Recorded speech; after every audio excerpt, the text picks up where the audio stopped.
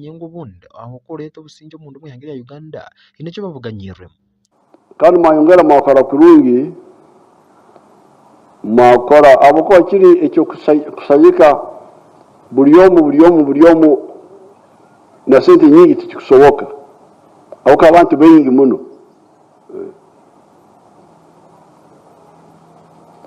betu kino ekyo mukozere kukora sako ya Kibale, sako ya Kagadi,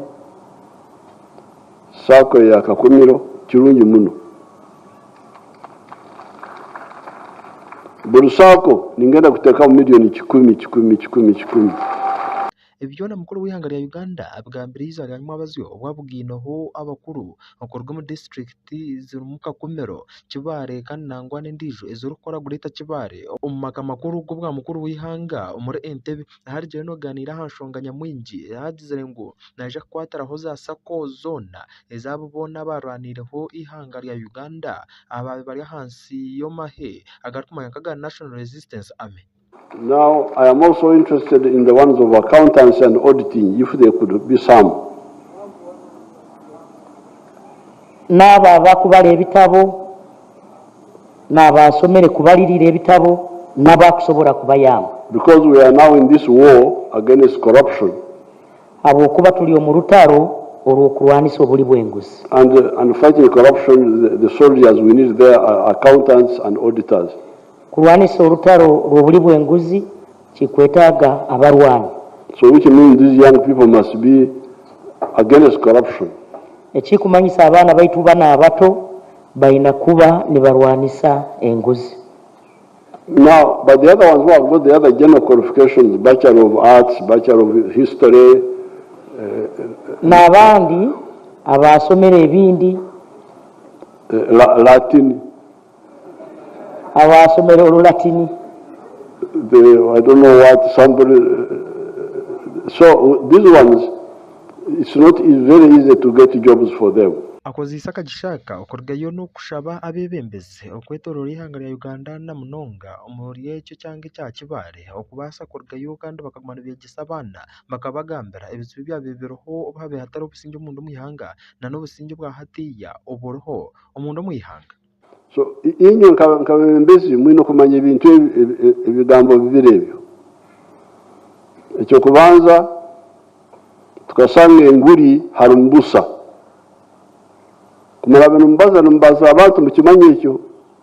abako abana abato tubakubimanye ibintu batekereza ngo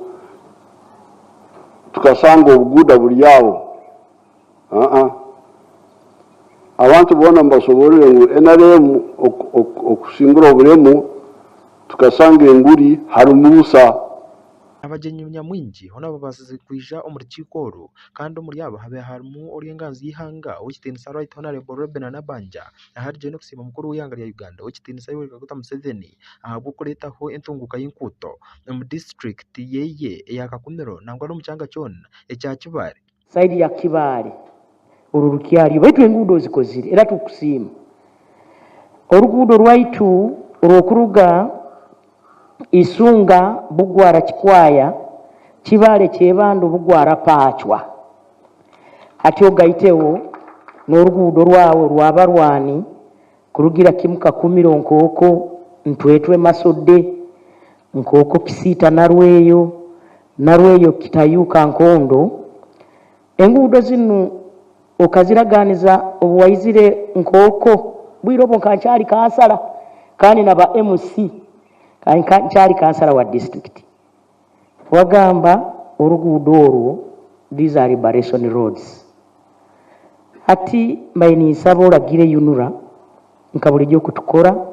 engudo zawe zabarwane kandi oil pipeline niwe kuraba ekuruga Hoima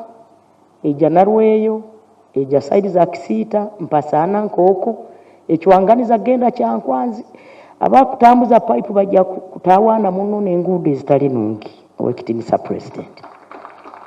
itwa abanyoro tukugamba nti muzeyi otarugaha main 2026 tuli naiwe habwo kuba ntukuroramu era atiri yamani long live your excellency Yoweri Kaguta Museveni tibuhaburwa Bino byona bihikibweho habwa amagezi ga marungi n'obukude oyekonyeize obuyiro twabaire nturwanira kuleta obusinga mu Uganda hali abanya-Uganda itwe abarwayi tukwegondeza n'aba abakuhakaniza hali bakwegondeza Your Excellency hiro waitu ntukusima haba enkurakurana yolesere noraba magezi gawe kutandika ebitebe bino bituyambire nka kya PDM emyogo grow web entandikwa n'ebindi. Ndiza Asima Kagese ahabwa GNTV agarukosi. Twagumizamu makora gandi habekibina cha Forum for Democratic Change kandi abana boro bajurwana jana nkumbi bargayo bagumizamu nibagendo misho no kandi ka ba member abari kwenda kwegita hakibina iki obwa hati bajiro myanya itari yemwe nemwe kandi omuryejo haromo ebyanga ebyabugisu bajambye barije kwani batanikiramo orwa mukagoru na no kweterora ihangariyo nerya Uganda katubirebe. Chairman of the Soroti City TESO mobilization launch we had over the last weekend on Saturday. Today I am in Mbale to join my chairman and the team coordinating and organizing the activities for Mbale on 29th. We want to first of all thank the people of Uganda, the people of Bugisu, the people of Teso, the people of Karamoja who live within Bugisu sub-region, and especially those who managed to come to Soroti, Mother Teso. I want to rally you that as we had it peacefully in Teso, we shall have it peacefully here. Come and join and celebrate and launch the mobilization and recruitment of FDC members in Elgon sub-region. I strongly believe that what we did in Soroti will be small compared to what we are going to witness in Mbale. As the vibe starts in Soroti, Mbale is going to escalate it, and we strongly believe that we shall be moving from Mbale to Gulu,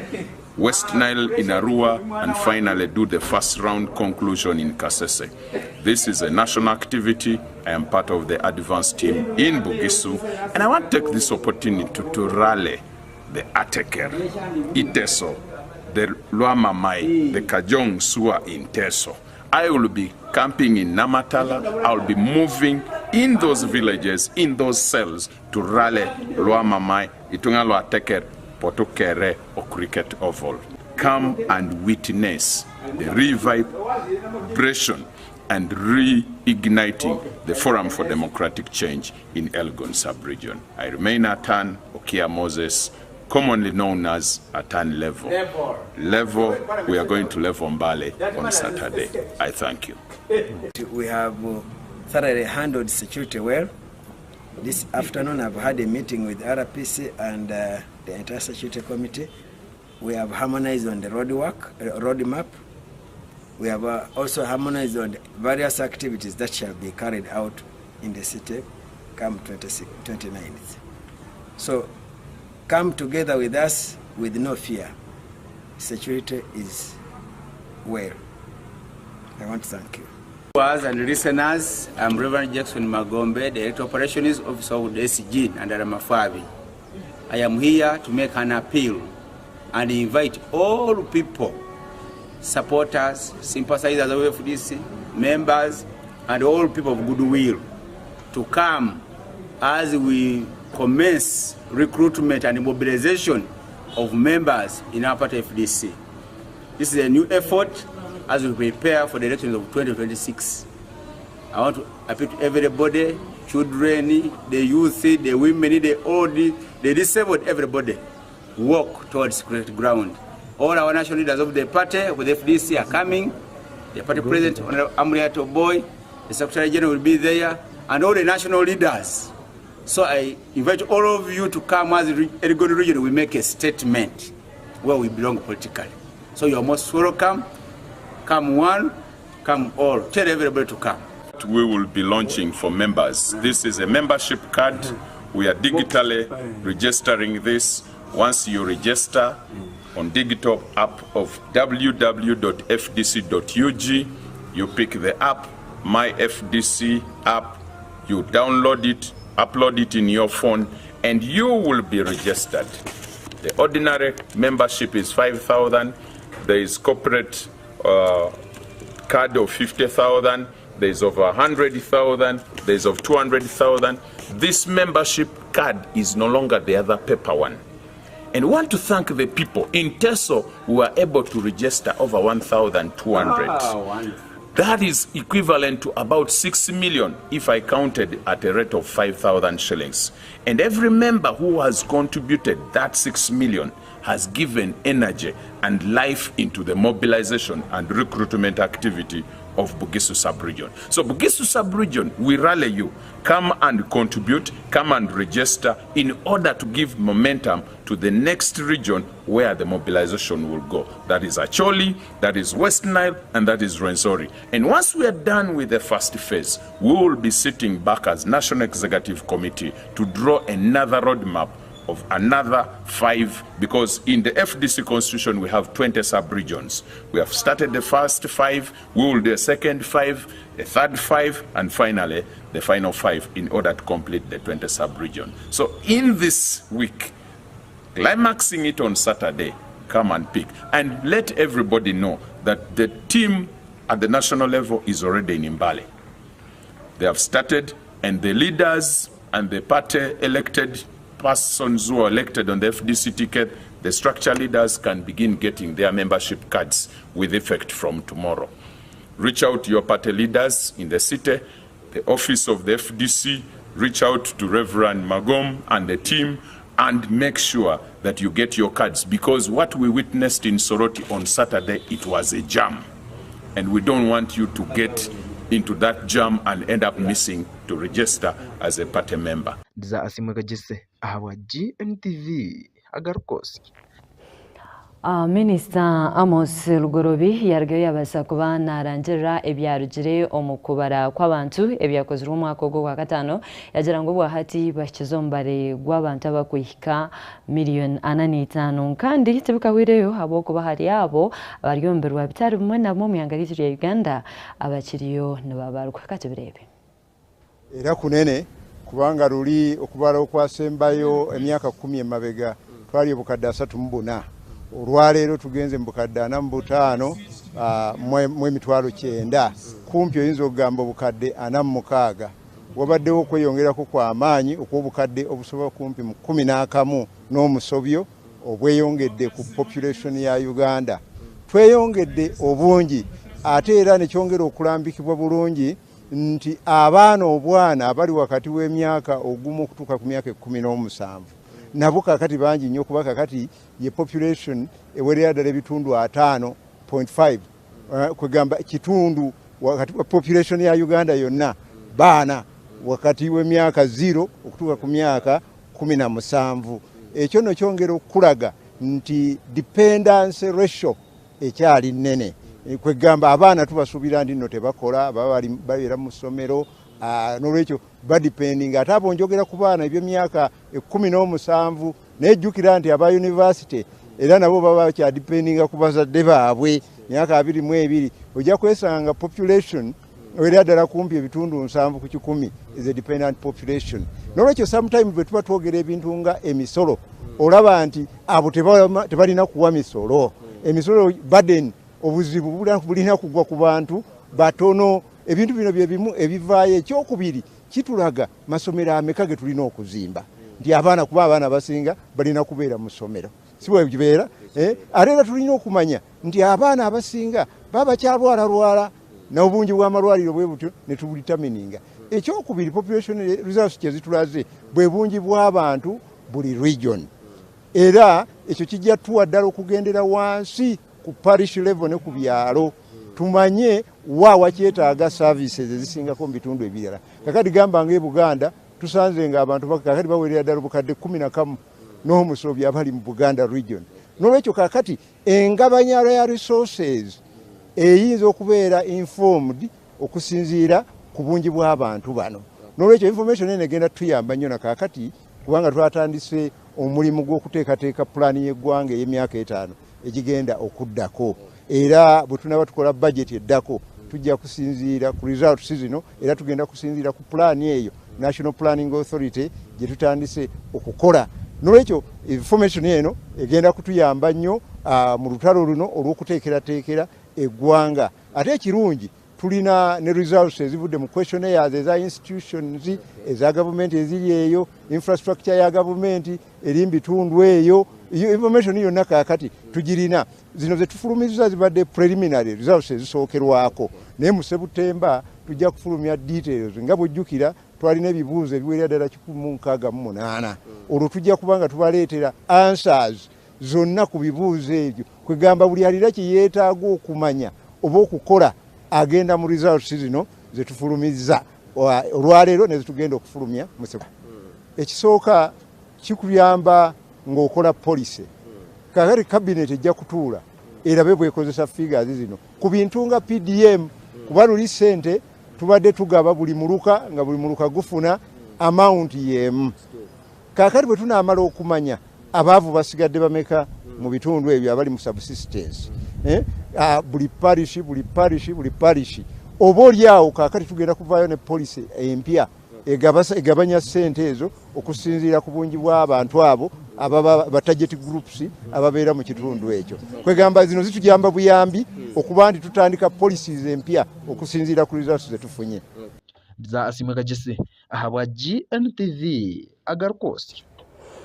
Kandi twagumzamu ahanshonga ekwatagine ne sente za parish development model ebicweka bitaro mwe byatandikire kwakira esente izo. Kandi omunyamakuru witu yabanaona Aber Kwelonda oguna town agent wa Rubindi Rumba Town Council we yagira ngo yatandikire hururu yo kwegesa abantu ba Rubindi okubarije kubandi bakoresa esente ezi kutari kuzakira bakazihereza omunda ahanyuma y'omwaka bakashanga batine kibaganyirwe mukate birebe. Abantu esente za PDM kumwazitwire mwazikozesa ekimwabe musemeye kuzikozesa.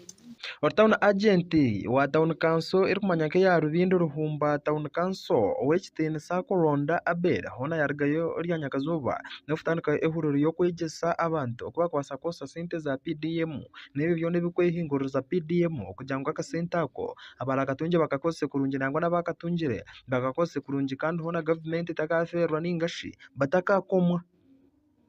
Ebyona nigijaho bwanyuma y'ingambo kurgezi kajanjara kandi hona kwa kasente karonka kusibwa kubi hari abo bakatungire omuri Town Council ya Rubindi Ruhumba kandi hona aberne yimukiramu no kwegesa abantu okuba kwasakosa mu sentezo. Leno kuzabya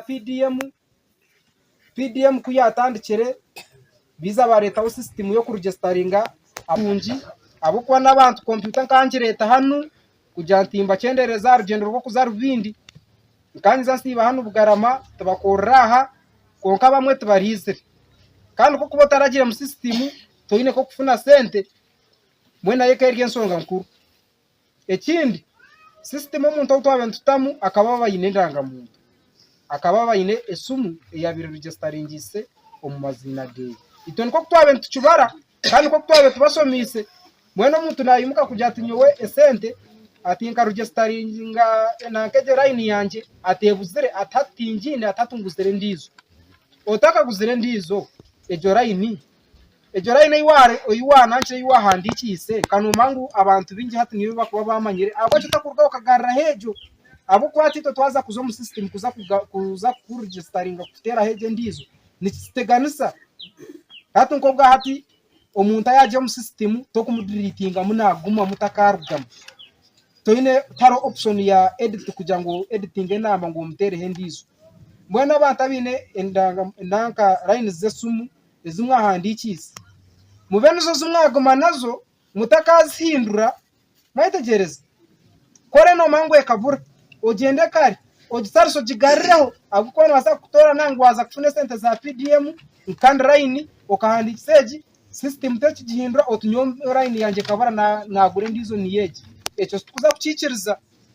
yargeno kushaba babona abashabire sente barikwenda kujya kibazo kosa babenje kibazo kosa cyenyine kandi hona bareke kwata sente zibashabire kore ibindi bakazikose bindi kore wabirosabira umwana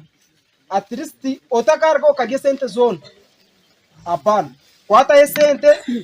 ogire kiwazo kozesa oziteko mwana gwawe kiwasabira haza ko emyaka ebiri ya grace period okuza kutandika kusasura zibe zazira amagoba deno tankeni worge kahi ahamago aho ntukikiriza konka tukoreza sente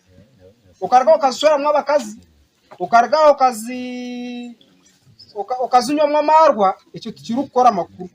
ito ntubantu wenda twakoreza akasente ukakoze seje urutoke rwo korobe no teme kitoke kimwe cyawe cyo kurya ato tanko teme bitoke nka bitanu byo gukora ki byo kuguza ni wofuna aha kasente aho wafuna kasente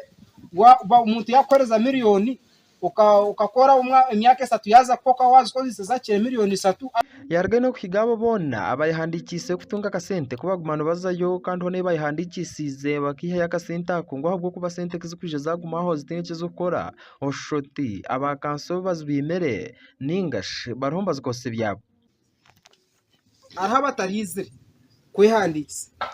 mwe nabwo bakutorana ngo wafune bwaza kufune sente system utorumu ebya wose kumanya gukora ki remesa ninye ninga niba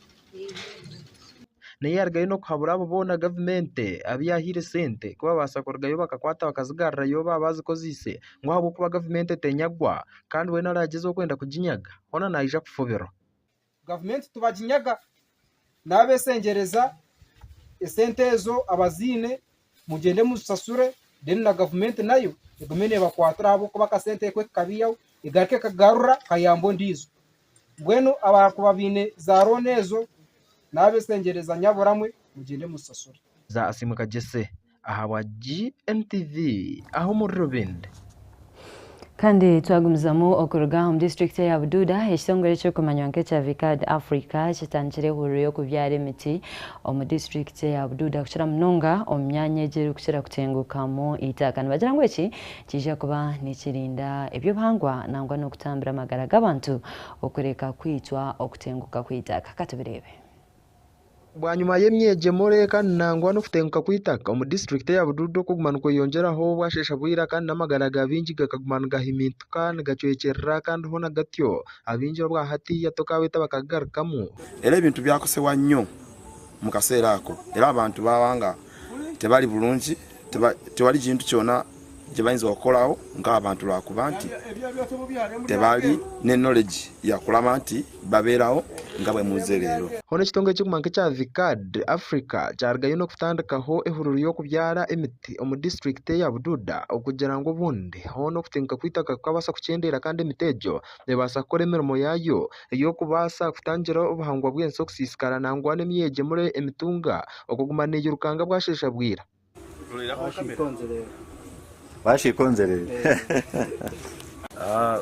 Given the history of Bududa, we've seen in the news, heard in the news about these calamities, and I'm very grateful that one of the survivors of this catastrophe has actually been interested in planting trees in order to curb these landslides. As an organization, Vicad is interested in nurturing the environment, and this being an area of calamities, we hope that to get in touch with other stakeholders, including the natives of the area, the government officials, to help us to save, first and foremost, the climate, the environment, and also our people. ekitongole eki hona kyarga no kutandikaho n'ehuru kandi nibagira ngo nibija kubyara emiti etari hansi y'emiti 10 mu district ya Bududa ekigenderire kuretaho obuhangwa bw'ensi bwaguma burinzirwe kandi nangwa n'ibizu bitari bimwe na bimwe uko biteganisa abantu ba Bududa byakendera. We plan to plant as many trees as possible, not only in Bududa but the country at large. But right here, if we can have them as windbreakers, we plant as many trees as possible in order for us to have the environment conserved and also to have more green nature within. Like we've always said, community engagement is very important. And as you can see, we came down here to Bududa, where we've been having the issue of landslides as a disaster, which has been, of course, a big issue over here. But then if we can engage the farmers, the community leaders, to ensure that we plant trees on the slopes of these hills, I think it will be it will go a long way in making sure that we protect these communities. As you are aware, in 2019, right here where we are standing, we lost over 47 people to mudslides, and it is something we don't want to happen again. So these trees, as you've heard, can act as windbreakers, but also they hold the soil. But as you know, it has been an issue of poor farming methods, and we are trying to engage the farmers who are farming here to make sure that they plant trees to at least mitigate the effects of this disaster. Umunyamakuru w'itona yabasa kwikayo kandi byo nebyo yabasa kubirondora n'amaraka gabingi tugine abantu bayiswa bubinnyo lwalansi bayiteno nga ikubajjawo n'ebintu byawe era ebintu ebisinga buli kimu kyagenda lwakubandi tekyaliwo ekyasikala nga bakirabako buli kimu gyakenda abantu bayiswa bubinnyo ende zakenda embuzi enkoko n'ennyumba zakenda zaali 67 era abantu basikala nga bali bubinnyo abasikala bagenda mu machachi mu matwaliro naye babeereeyo kati akaseera kano nze mbeera ngende musenyifu okubalaba nga mwazi wano okulaba nti okukyusakyusa obwire bwaffe tulabe engeri gyegenda kubeeramu ng'abantu Salia hanine fe ya kwibaho bana bala bese hole henyuma ari fe hwela biraho Fatima bana bese hole hamonzo bati that she has participated in the planting of trees because she believes it can help in holding the soil to avoid the catastrophe that has ever happened here, but they hope also to get fruits from this particular variety. She also said in this particular location there was a landslide in 2019 in which they lost property, cows, people including children, and she gave a testimony herself that they just survived narrowly. They moved aside and within seconds the house was washed away, and the part where they were standing was also moved. They were just rescued by rescuers and relatives who took them in. So she says she's very hopeful that God helped them to survive, but now with an action like this they can be protected in the future such that when we come back we find them. Yes. Which language? English. You can use English. Okay, thank you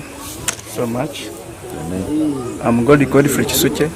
councillor representing Mishika Sub-County. Actually, when the catastrophe happened, we lost our people. Because we lost over 46 people, we are no longer seeing them, and we shall never have them in the future.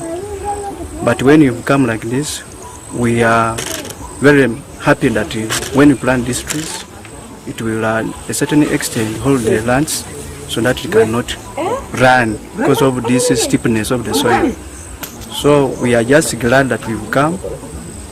and our people are really in need of these trees because we need them as much as possible. We need these indigenous trees so that we can have food, they can preserve our environment, because we don't want to reach to the extent of our world going to maybe global warming or some sort of that. Za asimagajise awa GNTV Agarkoski. Kandi twagumizamo amuguta kwehira omweheru y'ihanga ya Uganda okorwa mu ihanga ya Kenya police namahe kandi argeshitongore cha Kenya Defence Forces rizoba bakera barkwetebekaniza kureba okubarazibire abatura bihangeri obutagaruka kwisharinga byona babukora abwanyuma y'abatura okorwa bakarangirango nobo omwebembezo yangarugere yakabasa kwana gamba nshonga yemishoro nibijagumizamo bazangu tobesharinge abo kuba tuba kimwenda ahabwo ibembezi katebirebe izoba ryanyuma abazyo abarukura barkwekarakasa omurembo orukuro rwa Nairobi aho no mwihange rya Kenya bargireyo barangirirangu erizoba izo ryo rwakana hona abokwekarakasa binegarka hankuto kandi minyeto ekeyongera kwekarakasa obwe kwekarakasa ziteka ry'ibye sente erye 2024 iwe ryo kubasa kweta financial bill 2024 omukalima ka seri kandi hona eryanya kazobe bwashesera police tienda kosa kagisha kona okureka abantu aba okwija omunde zitari zimwe na zimwe kwetoro y'ihanga rya Kenya okubasa kugira ngo bekarakase nangwa bereke no butashomerwa bwabo yakere bitire mu kito kandi honetyo yayerundanda omucishayi kiri kumange cya nyayo yakirushangwa omurembo orukuro rwa Nairobi omundo mu ihanga rya Kenya okugira ngo ikabasa kutangira abakwekarakasa kandi etyo gumayitebekanise eyeteguire kurungi etyo barinda ebaragira hankuto kandi base kubayambaho no kubihaho Otakaye bwangwizo ari anywa abazyo ishengero kuri ryihanga rya Kenya hona rigereyo no kosa obushobozi nko muyiteka okurucukuragira bahinguza iteka ryo kugira ngo amahe gihanga rya Kenya agarukumanywa kaka Kenya Defence Forces ninga shike DF ngabase kurgayo kandi hona gatyo gahwero ho police omundo muyihangeryo okureta ho butebekana no businge no kubasa kubinga abantu bona bari mu ndembo barkwekarakasa bataho makagabo kandi obusinge no buteka omundo muyihangeryo ya Kenya okutana n'amahanga gande agari yakizinga cha Africa nangwane cha East Africa yo Kenya hona amahegi hangeryo agarukumanya kaga Kenya Defence Forces ninga shike DF tigakabasa kurgayo okutandika kutangira abantu okurga hankuto ningash okwejumbero mirimo ya polisi ishengero niryo ryine kwanza rikashitama kandi rityo rikabicereza okubasa kurgayo batyo kandi hona bakakwatira ho polisi omukureta ho businge no butebekana omundo muyihangeryo mwe nizo ari anyuma bazyo ishengero rigeri yashitama kandi ryikiriza ryahinguza rityo kwa mahega KDF ngabase kurgayo gahwero ho police okubasa kureta ho businge omundo muyihangeryo ya Kenya kandi hona nabo ehwashe seria nyakazoba babiteka mu enkito nangwa nenkoko bagikwata munwa batyo bayishuka omugishayi cyanyayo okubasa kurgayo no kwitebekanisa kandi batyo betegure okugira ngo abantu abakwekarakasa baza kuyumukanko kwabe batensize ngo bekarakasa irizoba bashange hona ebyo kwerinda byashyireyo kandi hona byayiteguire kurungi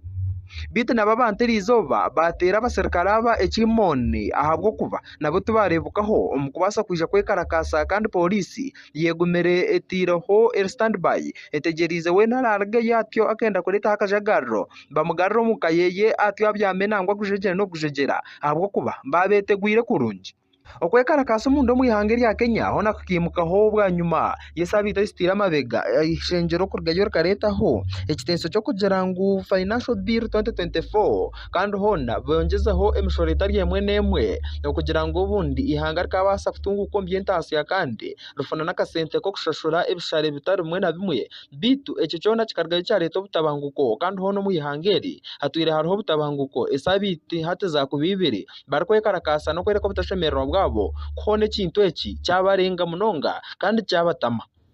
ahizo ari rakabiri hona ishengero nubwo buryargayo rukagenda kuhinguza itekeryo bitu ahizo beryo hakabaho butabanko bwinje n'abantu batano bakargayo batyo bafera omukatabanguko akargereyo aho abantu barje bakatahira ishengero rikuru ibabemba kikira n'itekeryo hiri abendi kuhinguruzubwa kandi nangwa na side mwe yishengero ikargayo yayokebwa kurgobwo ahona ibitongore bitari mwe na bimwe ebyo buntu nangwa nebikuranira dembe yo buntu batwire no barujumira ecyabiro omuri Kenya na polisi okurgayo kosa mani mingi omukwasa kutangira okwekarakasa no bwesharingo bitu yo Kenya ne bagira ngo ebintu nibijaga ko mu nteko kandi hona abantu bahumore ebintu nibija kuterera Otakaye bwangwizo ari anyuma abazyo umukuru w'ihanga rya Kenya owekitinisa His Excellency William Ruto narije yaganira ho n'ihanga ahargereyo akagaruza abusinge nangwa n'amasuko omu bantu be ariko cyangwa ibintu byona nibije kuterera kandi bahumore itekeryo terikabasa kuhinguzwa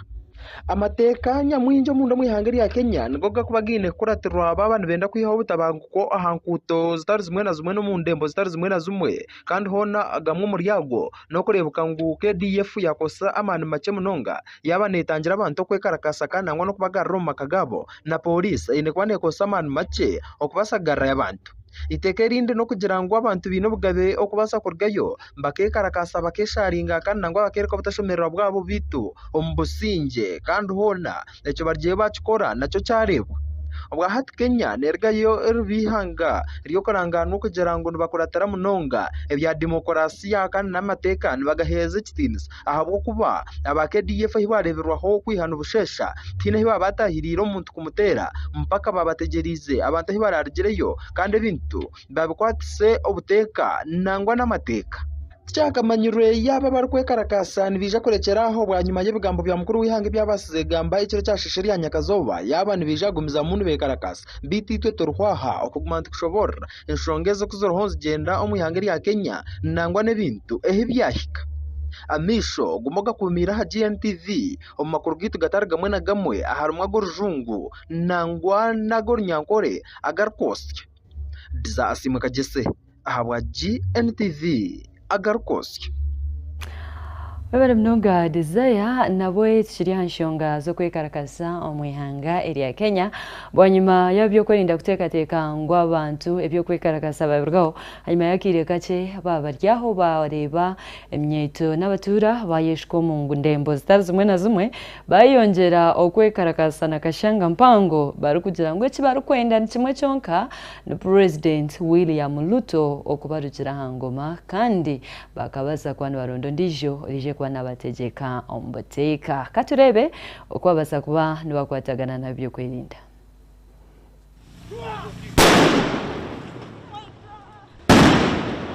Abanyankore binefumu yabo ngo rutakarengere embe batehe makapa kandi hone ryanya kazuba nabwe abanyankore omuri Kenya nangwa n'abantu bona abarkwikiriza mu mfumejo n'abasirikare ba Kenya parge bacerebera kandi bamanyangu buzumazuma mfumejo ne korra cyarumwe ahubwo kuba ebwashesera basiba bazuira misho kandi bategeriza bukwe karakasa obone ngo bija bakabasa kubagaroma kagabo bitu byona byabikiriye byabusha bite hiryaza kurengera abukwe karakasa babasa kurgayo kutahirira ndembo zimwe na zimwe nangwa no kuzahankuto bakwereka ubudashemerwa bwabo kandi hona ari bwo gumurundi bargayo n'ikindi kintu ningashi barikushaba abebembezi bona ababejumbire omukoreta hitekeri rya Finance Bill 2024 nangwa na mukuru w'ihanga rya Kenya Owechitins His Excellency William Ruto okubasa korwa mu office kandi hona batyo bakakoma mu byabo bakataha bakaza kulisa binente abatazine bakaza kuhinga nangwa n'abatine ho kuhinga babiryo cyamwe babyame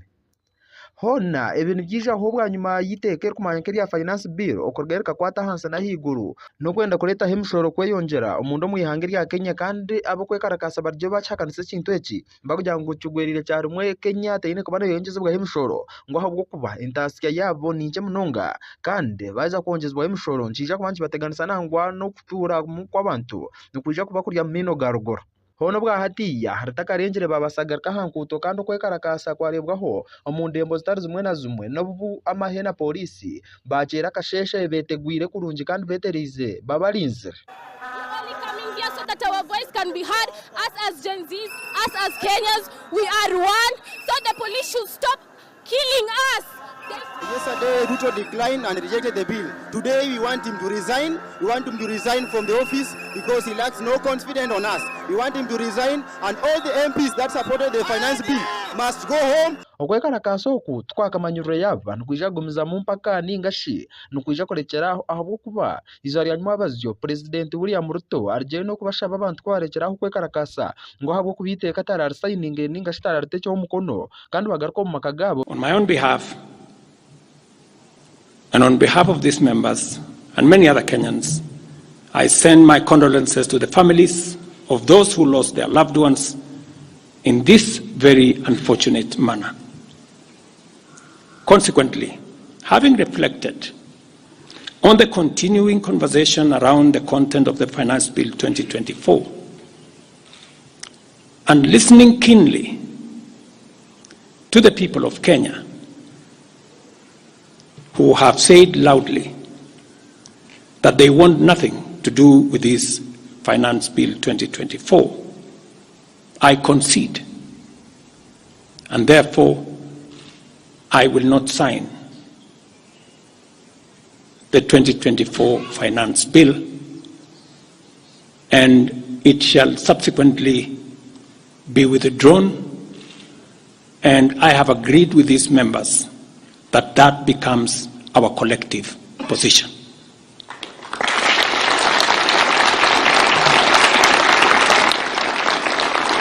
Bitu bwa hati bargayo no gundu mwete ne hurure ndijo bakugira ngo atayire cyarumwe obabemba bitesa karahi kandi nabo abanyishengero bona ababe babitire mu ongaro babasa kurwa mu office zabo batahe nangwa tebakibendera cyarumwe okubakikirira mu ishengero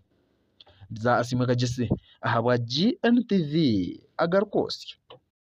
kandi twagumzamo omugutu akwehira omugebye mzano empaka zo mpiro gw'ebyiri ezarengo olwabulaye za euro ezo mwaka gw'2024 zaika harengo rwa round 16 bwanyuma y'empira ya group stages